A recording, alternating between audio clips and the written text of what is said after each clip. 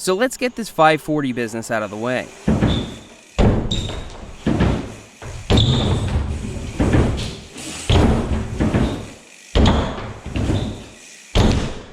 Spoiler alert, it was a failure.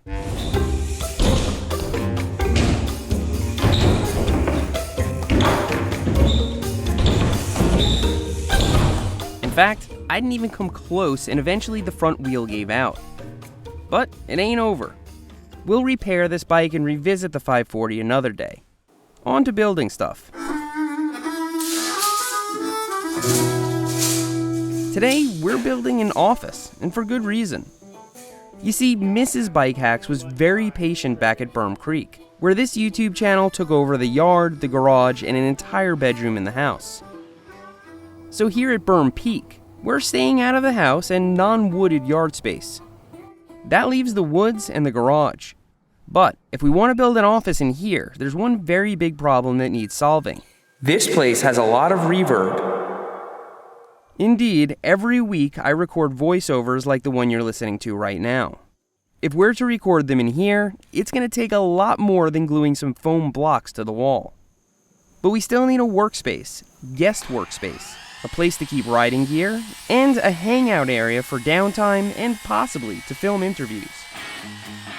We also need coffee. So this structure will be somewhat of a hub or a mothership that all these activities are centered around.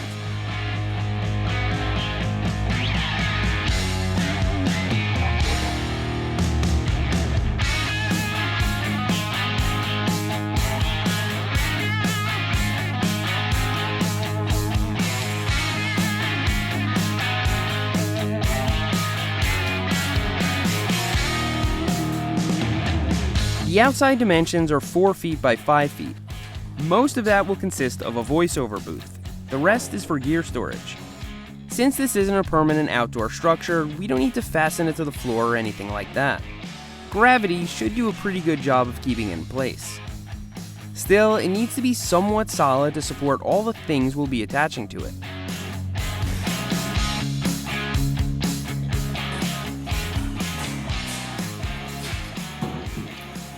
This opening at the bottom is for, well, I'll let you take your best guess.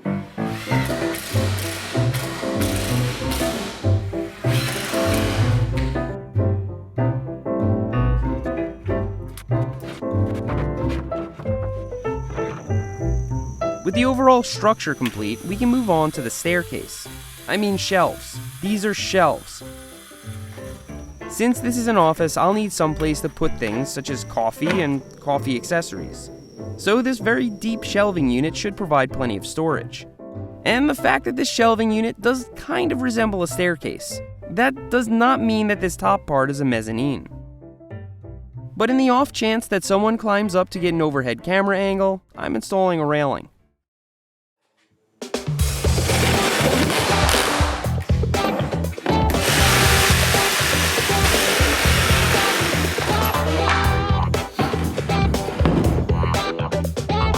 My dad found this brass window while snorkeling, and it appears to have been part of a ship. Well, it's now part of this mothership. The rubber gasket has hardened considerably over the decades, but we certainly don't need a perfect seal, and this thing looks really cool. I'm happy to finally have a use for it.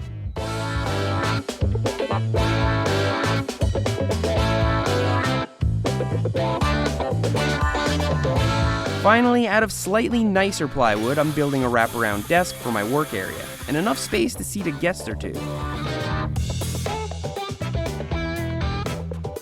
The back side of the desk is supported by furring strips on the mothership itself, and the front corner with this wide metal table leg, which works out perfectly. Now we can spend some time making this place functional.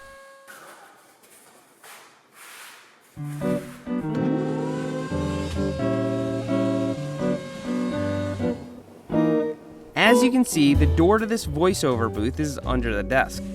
Although, I do wonder if there was a better way. I didn't want to give up a whole side of this thing just for a door. I also didn't want to move the mothership away from the wall, as that would take up valuable floor space. So, once a week, I'll crawl under this thing to record a voiceover. As it turns out, just being in a small enclosed space isn't enough to eliminate reverb. In fact, that can sound worse. So it's more than quiet enough in here to record stuff, but you hear that sort of cardboard box feeling. Now I'm in the shower, and you can hear there's a ridiculous amount of reverb in here, because there are a whole bunch of smooth, hard surfaces for my voice to reverberate off of. Now I'm in the closet, and you can hear there's barely any reverb at all, despite the fact that there's a wood floor and a hard ceiling and everything. There's just not really a lot of reverb in here. It's because of the clothes. After some experimentation, I finally settled on covering the booth in utility blanket, about 2 layers on each wall. Provided I don't fart in here, it should be a great environment for recording voiceovers. This is what it sounds like out in my garage, and this is what it sounds like in my recording booth. On to the rest of this space. Gear storage goes by the side door, with the centerpieces being the sticker cabinet and shoe rack from the last place. There's plenty of space here for all my stuff, and even a little extra for guests. Guest space will continue to be important.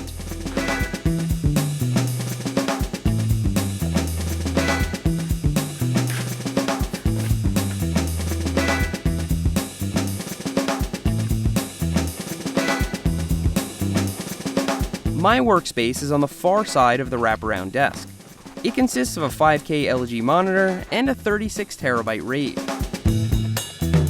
Cable management is essential down here since I'll be crawling under this desk to record voiceovers.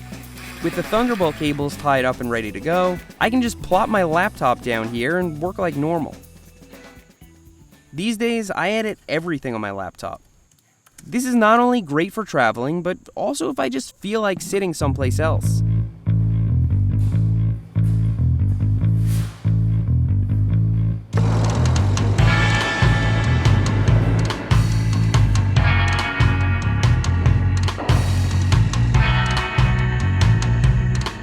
This space was very much missing from my last workshop and office.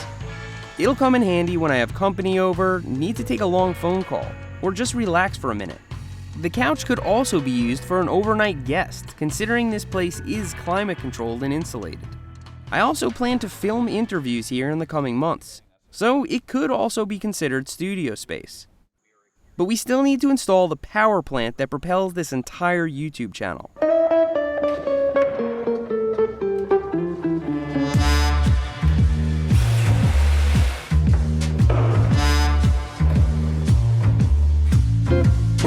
I commandeered the espresso machine from the kitchen, and from now on, my wife will need to visit the garage if she wants any.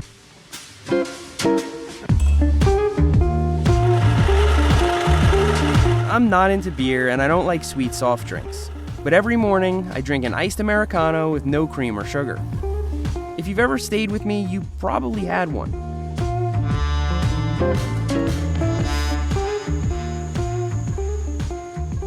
And with that, this entire garage is open for business. And I don't just mean for bike repairs and projects. This entire YouTube channel now operates out of this place. From recharging camera batteries to performing voiceovers to spending all night editing. All of it happens right here, year-round.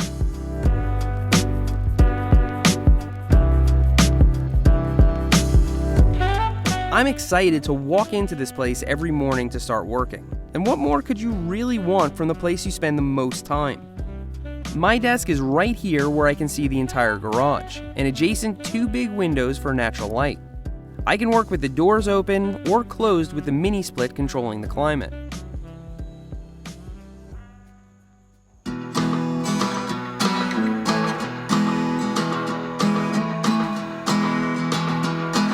The best part about building a custom workspace or a custom anything is that it only has to suit your needs. And whether you're building out a 3-car garage or a closet, that fact remains the same. So should you be lucky enough to have a space to build out, use what you know, make it your own, and be proud of it. Now we can use this workspace as a home base for everything else on Berm Peak. Thanks for riding with me today, and I'll see you next time.